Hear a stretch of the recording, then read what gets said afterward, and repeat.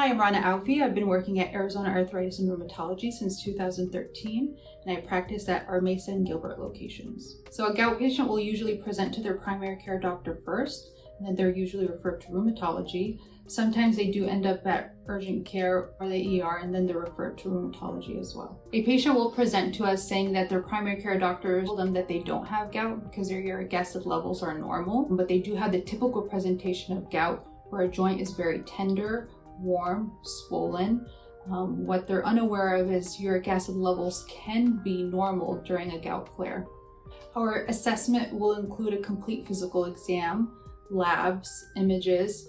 Really the most definitive way to diagnose gout is a joint aspiration, where we put a needle into the joint and draw fluid and then test the fluid.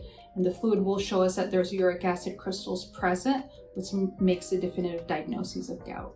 During an acute attack, usually we'll see a joint that's very red, hot, swollen, tender to the touch. Sometimes I've seen patients that come in on crutches because it's so painful.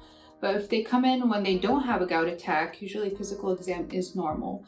Unless they've had a long history of gout, we can see tophi, that's buildup of uric acid around the joint. The test for gout usually is the synovial fluid analysis. So that fluid we drew from the joint, we test it for uric acid crystals. That's a definitive way to diagnose gout.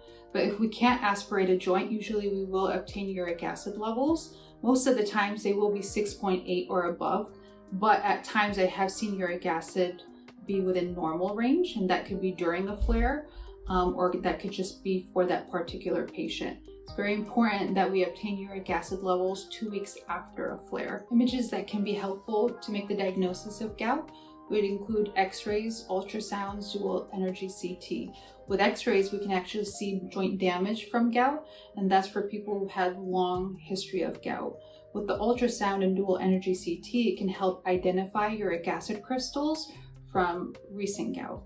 Once the diagnosis of gout is made, that's when the treatment plan starts, and the treatment includes treating the acute attacks and then treatment to help lower uric acid levels.